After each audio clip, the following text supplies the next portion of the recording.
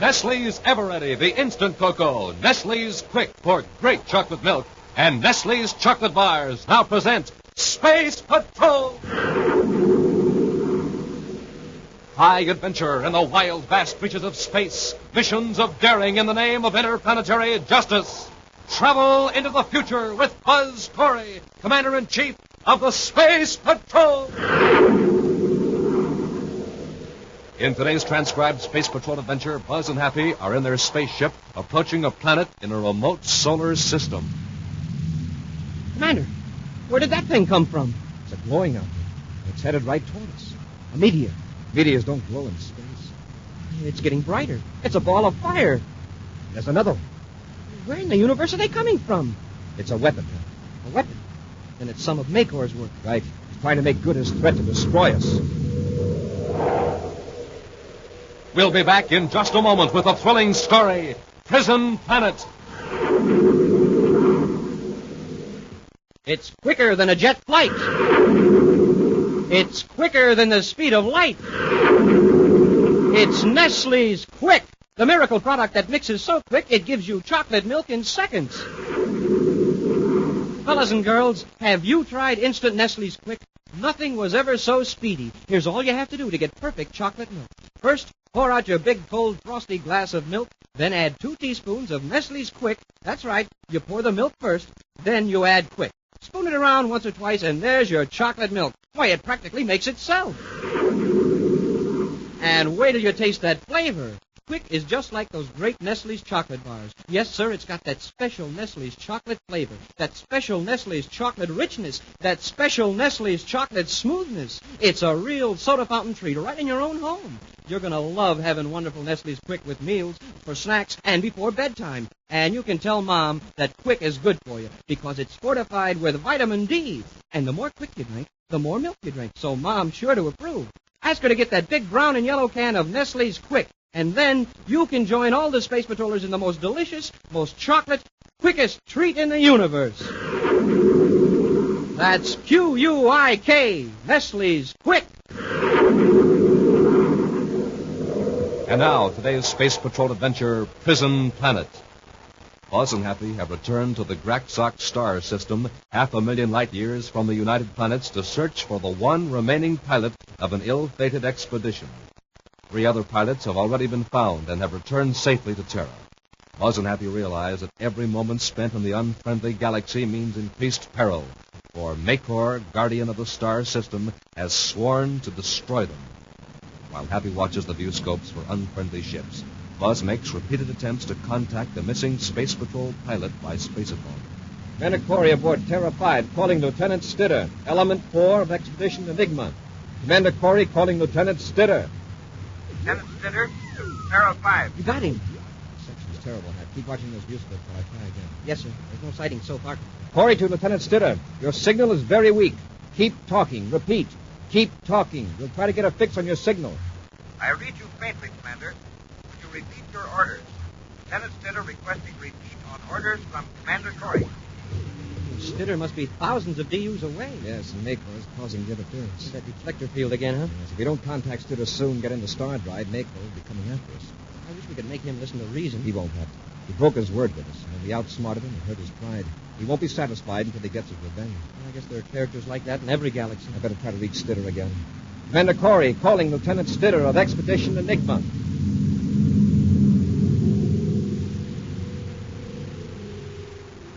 Elsewhere in the defense headquarters of the Graxock star system, Makor, guardian of the galaxy, confers with his chief aide, Sindrana. I've marked the star chart, Sindrana. This point indicates Corey's position. And the other intruder? The second ship is 40,000 omegas away from Corey. Its vector is indicated by this arrow. I see. And Corey is in communication with the other ship. To a very limited extent. Our deflector field is working quite successfully. It may be possible to send some of our ships after Corey and destroy him before he escapes from our galaxy. No one is going to get Corey but me. You understand? My own personal reputation depends on it. I've got the entire plan worked out. First, we will capture this Lieutenant Stitter and his ship. That will be simple. Then we can turn our full efforts into getting caught. You say it will be simple to capture the other ship? Yes. Look at its vector. It is heading towards Zirgol. The prison planet? That's right. A maximum security base. A planet from which no news leaks to the rest of the galaxy, except by my authority. Yes, but I don't see how we can possibly... We will order this unwelcome visitor to land on Zirgol. Will we do it? I got it all figured out. Now listen. Corey can't contact Stitter, but we can. Lieutenant Stitter, Element 4 of Expedition Enigma, calling Commander Corey aboard the Terra 5. An urgent message to Lieutenant Stitter of the United Planets Expedition. This is Maycor, Guardian of the Galaxy. I want to help you. Please acknowledge. Lieutenant Stitter here. You say you're the Guardian of the Galaxy? Yes, I am in charge of defenses of this star system, the region of space you're in now. I've already had contact with your Commander Corey, and know that he's looking for you. We promise to give him all the help possible. That's certainly welcome news. Say, is it possible for you to relay a message to my commanding officer? No, not at present, on account of those solar radiations. I offer a suggestion if you see fit to follow it. Since you're working with Commander Corey and I'm lost, the best thing is to let you give the orders. Why, thank you, Lieutenant. It will be easier that way. I believe I know your present position. There should be a yellow star approximately 20 degrees to the right of your present heading. It's 23 degrees by my instruments. Good. You're near the planet Zirgol. Make a landing on that planet. Then we'll notify Commander Corey where to find you. The planet inhabited? Yes, but by a very primitive civilization. And I suggest that you carefully avoid any settlements for fear of alarming the natives. I understand. And I'll contact you later and help you establish your exact position on the planet, so Commander Corey can locate you without any trouble. I'm very grateful, Maycor. Oh, this star system is always happy to help friendly visitors, Lieutenant. Now, don't be concerned about the Commander. I'll personally take care of everything. And I wish you a safe landing on Zirgol.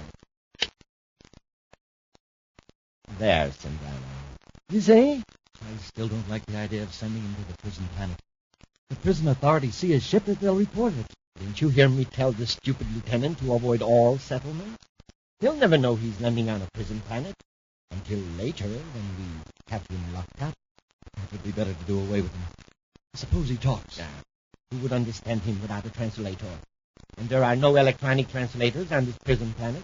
It would be foolish to do away with him, because we may need him later if we decide to attack Corey's solar system. I realize no one has ever returned from Zirgol in the 12 Darvin that has been operating as a prison. That's right. Not even the guards and official personnel. And the pilots who bring new prisoners there are not allowed to leave the ship. They must return without setting foot on Zirgol. And you're sure there's nothing to worry about? Nothing, Sindrana. We'll capture our lieutenant and his spaceship, and then we'll go after Commander Corey. Now come, let's go to our ship and blast off for Zirgol. Still encountering bad reception, Buzz and Happy continue their attempts to contact Lieutenant Stitter. This is the direction Stitter seemed to be heading. We either changed vector or the deflector may cause us throwing our instruments way off. Uh-oh. There's something in the view scope, sir. A ship? No, sir, it's too big. A giant meteor, maybe. A small moon, a satellite of that planet. Sure, that's probably it. If we can contact Stitter again, we can use this little planetary system as a reference point. Commander Corey aboard Terra 5, calling Lieutenant Stitter. Commander Corey aboard Terra 5, calling Lieutenant Stitter. Some distance from Zirgol, Maycor and Sindrana adjust a special device on their spacophone that modifies the deflector field. A few moments later, they establish contact with Lieutenant Stitter. Have you landed yet, Lieutenant Stitter? No, Maycor. I'm flying at low altitude over a mountain range, looking for a place to set down. Are you near a settlement of any kind? I don't think so. I made a careful check by view scope from high altitude before I came in low. That's excellent. Now, from your spacophone signal, you appear to be on the bright side of Zirgol. Correct. The sun is right overhead. Have you observed the large body of water? Yes, but it's beyond the horizon now. It's several hundreds of what we call miles to my right. Then you are over an entirely unpopulated region, Lieutenant. Land in the first suitable place you see. Very good, Maycor. After your landing is secured, spacophone me. I'll have no difficulty finding you. How about Commander Corey? Have you contacted him yet? No, but don't worry. One of our communication centers is certain to reach him soon. Make her out. There you are, Sindrana. That ship and its pilot are as good as in our hands. Your plan is working out very well, Makor. I confess that... Sindrana, the view's go. It's a spaceship. Yes, and on a vector towards Zirgol. Possibly one of our own prison ships. If there were prisoners being consigned to Zirgol, I'd known about it. A supply ship, then? The prison planet has been self-supporting for the last 2 Tarvin. It must be Corey. He has managed to get some sort of a fix on Stidder's signal. I hope he hasn't overheard our conversations with Stidder. If he has, there's nothing he can do about it. He'll never reach Zirgol. How are we going to stop him? It's not wise to engage Corey in combat. We've learned that fact. We won't need to get closer to him than we are now. Not if we use the Darrow projectiles. It's forbidden to use the Darrow projectile, Except in the most extreme emergency. Well, isn't this one? Yes, but you must have permission from the Supreme Council of the Galaxy. That would mean telling them there are alien ships in our star system. I was able to obtain the Darrow projectiles without a formality. The Supreme Council will never know. Take the controls, Sindrana. I will launch the protocol.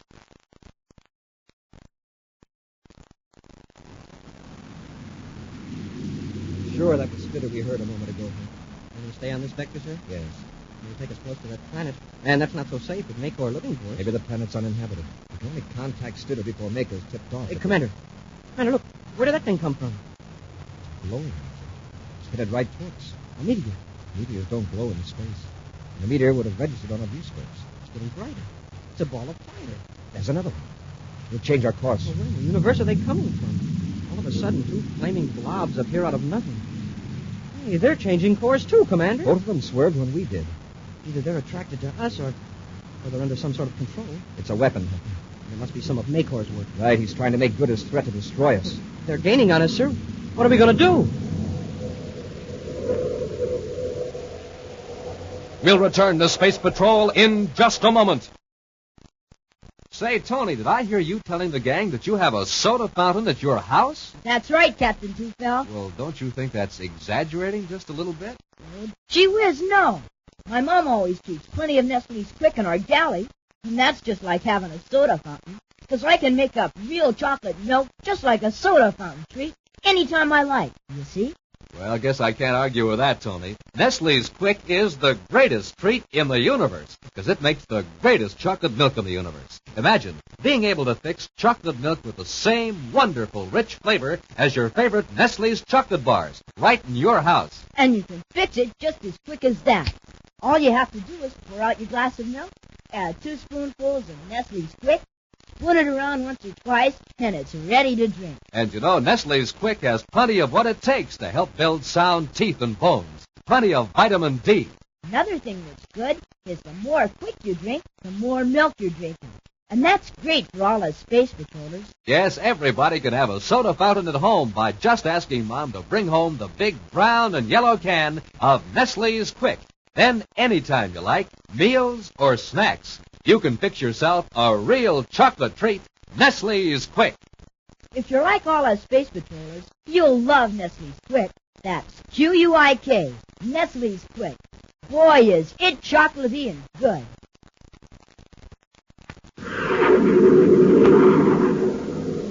And now, back to our Space Patrol adventure, Prison Planet. Makor, Guardian of the Galaxy, has tricked Space Patrol Lieutenant Stidder into landing in a deserted section of Zirgol, a prison planet. When Makor and his chief aide Sindrana saw Commander Corey's ship approaching Zirgol, he fired 2 Darrow projectiles at the Terra 5. Buzz and Happy realize their danger, but so far are unable to escape the strange, flaming projectiles by evasive action. You'll just have to try to outrun them, Happy. Well, how about going into Star Drive? Maybe we'd be safe in hyperspace. We'd be plunging into an unknown dimension with no hope of finding our way back. Wow, those fireballs are gaining on us. They're getting bigger, growing in size. Maybe they'll burn themselves out before they hit us. I'm afraid not, Happy. That weapon is some strange energy force. I think it feeds as it travels. On what? Microscopic particles in space, and we're a giant particle, so it's chasing us. Well, if we can't dodge them or outrun them, what are we going to do? Hap, what's the simplest way you know to get a bone away from a hungry dog? Gee, I don't know. Unless it's to offer him a bigger bone. Exactly. It's just what we're going to do now. We're going to offer those hungry blobs of energy a bigger bone. We're changing vector to head right for that small moon. Will they go after the moon? Well, they may. The moon's small, but gigantic in comparison with our ship. We're going to have to rely on instruments at this velocity, Hap. Yes, sir. We'll have to work fast. You'll compute the moon's orbit. We'll leave it up to the automatic pilot control to skim us close to the moon's surface. Wow, this computer better work fast. The fireballs are really closing in.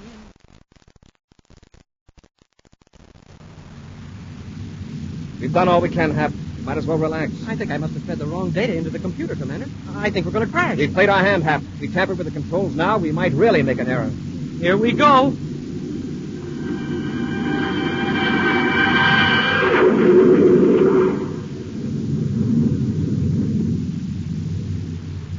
You can open your eyes now, Hap. Huh?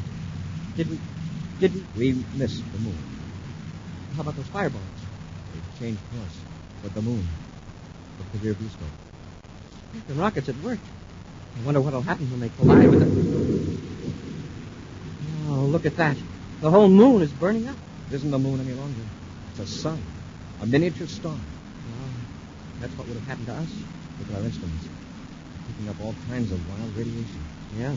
I'll bet we couldn't pick up a spacephone signal from Stitter now if he was in the next compartment. Maycor is probably a few DUs away trying to figure out what happened. We'll cross over to the other side of the moon's orbit and hide out.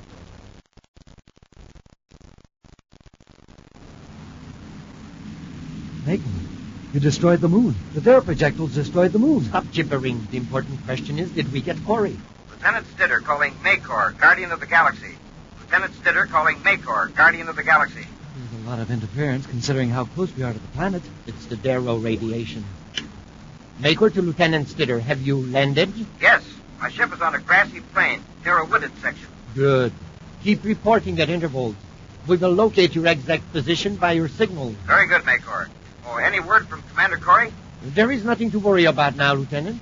Just keep in contact, and we'll have you in safe hands in a very short time. Maker out. You'll be in safe hands, all right. The hands of the guards of the prison planet.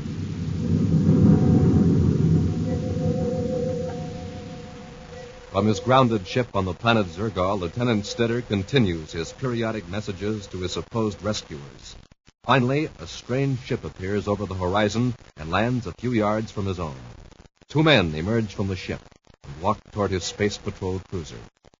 As Stitter turns to open the hatch to welcome them, a signal light flickers on the spaceophone panel and a buzzer sounds. Surprised, Lieutenant Stitter steps to the spaceophone and quickly turns to a special frequency. Lieutenant Corey aboard Terra 5 calling Lieutenant Stitter. Urgent. Commander Corey to Lieutenant Stitter. Lieutenant Stitter here, Commander. Stitter, you're in danger. Blast off immediately. Danger? Well, there's some mistake, sir. I've been in contact with the Guardian of the Galaxy. He's ready to rescue me. He's tricked you. Get off that planet before he lands. But his ship has already landed. In fact, there are two men about to come aboard. They'll be in here before I can blast off. Are they in spacesuits? No, sir. Then you won't need one either. Get out of that ship. Go to the cargo hold and go out through the emergency hatch. Don't try to fight them. I think they're entering the airlock now, sir. Hurry, Stitter. Take a miniature spaceophone. We'll find you and pick you up. Hurry out.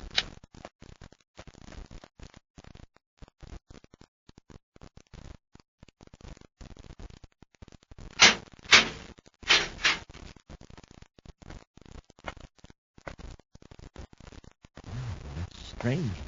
He's not in the control compartment. Wait a minute. Look out through the port. He left the ship. Yes, he's running toward the woods. Made him suspicious. I'll go after him. You return to our ship and wait for me. The Terra 5 flies low over the planet Zergol while Buzz and Happy scan the ground with a telescopic view scope. I sure hope Stitter got away. Can't we try to contact him now, sir? All right, Happy. We want to try too soon. By now, he's either captured by Maycor or he's far enough away to risk talking to us. Commander Corey calling Lieutenant Stitter. Corey to Stitter. If you read me but can't answer, we're looking for you. And we'll keep looking till we find you. I hate to think of what Maycor will do to him if he catches him. Judging by the fragments of spacephone conversation we intercepted, Maycor wants Stitter alive. I sure hope so. I'll try again. Commander Corey calling Lieutenant Stitter. Lieutenant Stitter here, Commander. Everything's all right. You got away from Maycor? Yes, sir. I just ran into the woods. I'm all right now. Hey, this is a wonderful planet. Wonderful. I never felt so good in my life. Stitter, listen. You're still in danger. Give me a few landmarks so I can find you. Never mind, Commander. I don't want to leave this place ever. Stitter, what's wrong with you? Wrong? Nothing's wrong. Absolutely nothing. What could possibly be wrong in this beautiful, wonderful world? Stitter.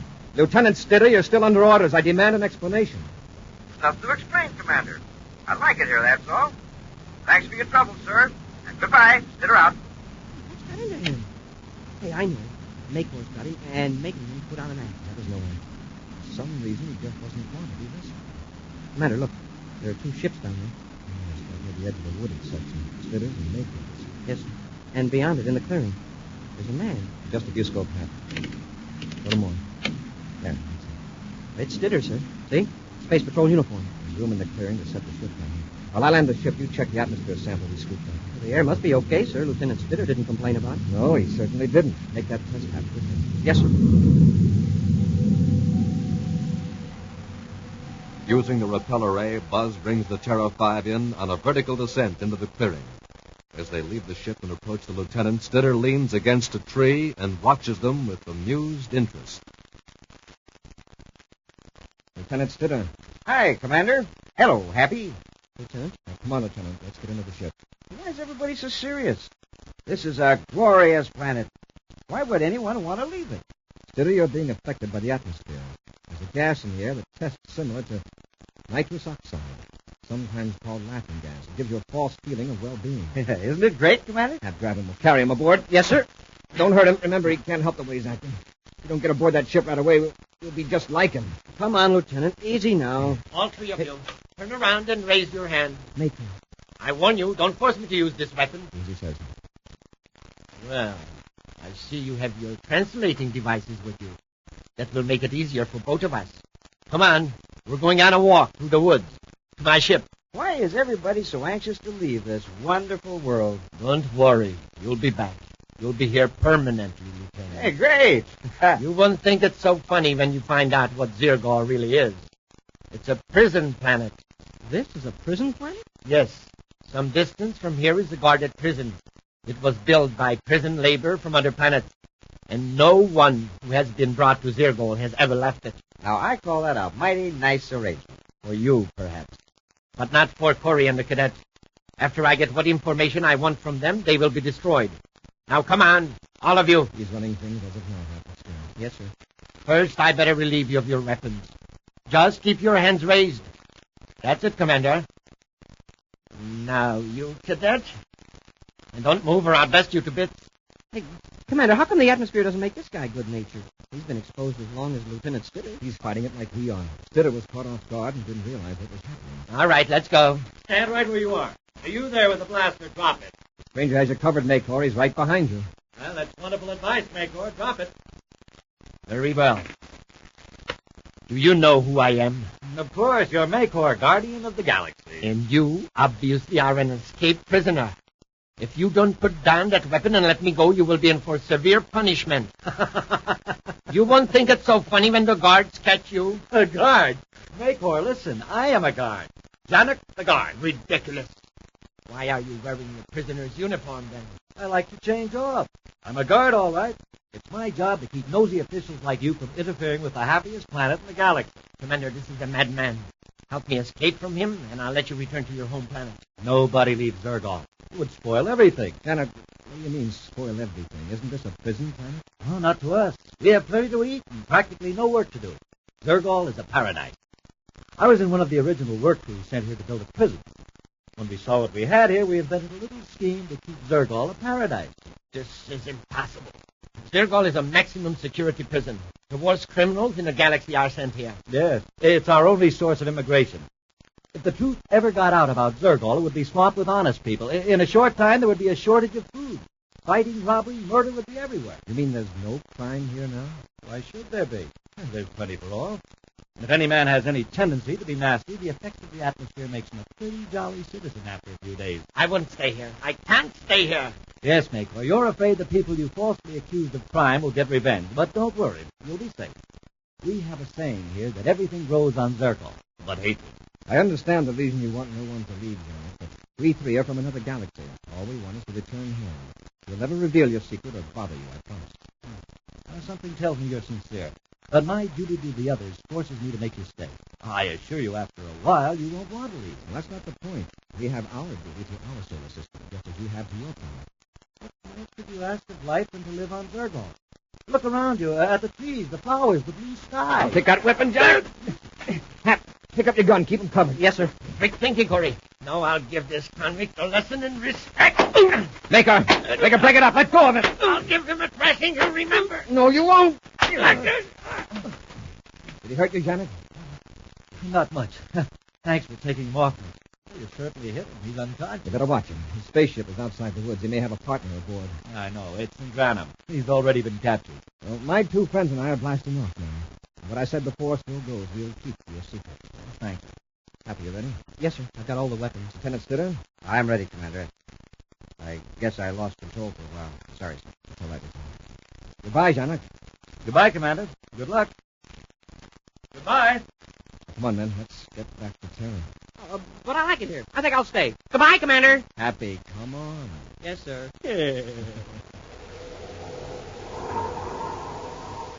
An action preview of next week's exciting Space Patrol adventure in just a moment. What's new? Nestle's new. Nestle's what? Coconut. Ah, that's my favorite verse, Commander, because I sure go for Nestle's great new coconut bar. So I see, Hap. Well, you've practically gone through the entire month's supply already. Gee, Commander, I just can't help myself. When I bite into that luscious, thick, rich milk chocolate just loaded with crisp, toasted coconut, I sort of lose my head. I got to keep eating. I'll admit, there never has been such a delicious chocolate bar as the new Nestle's coconut bar. Well, except maybe those other sensational Nestle's chocolate bars. You know, the rich milk chocolate, the almond bar, and wonderful crunch. Stop. Now you're making me hungry. Well, what are we waiting for? Be my guest, Commander. Have a Nestle's chocolate bar. And that goes for you, too, fellas and girls. Remember, Nestles, Nestle's makes the very best chocolate. And now, a preview of next week's exciting Space Patrol adventure. Buzz and Happy are exploring the ruins of a lost civilization. Suddenly aware that a man is following them, Buzz pulls Happy into a dark passage. I hope we can see us stuck in here. We've got the internet now. You can't see us in the dark passage, but we'll be here. Commander, that big stone at the entrance. It's moving. He knows we're in here. Yeah, but no man in the universe could move that stone. It weighs tons. He's not from this universe, Hap. Commander, he sealed us in. We're trapped. Be with us again next week for the thrilling Space Patrol story, The Crown of Darjida. Space Patrol, created by Mike Moser, starring Ed Kemmer as Commander Corey and Lynn Osborne as Cadet Happy, was written by Lou Houston, produced and directed by Larry Robertson, executive producer Helen Moser. Other players were Bela Kovach, Norman Jolly, Ken Mayer, and Tony Sides. Dick Tufeld speaking. This week's Space Patrol was brought to you by Nestle's Eveready, the instant cocoa. Nestle's Quick for great chocolate milk, and famous Nestle's chocolate bar.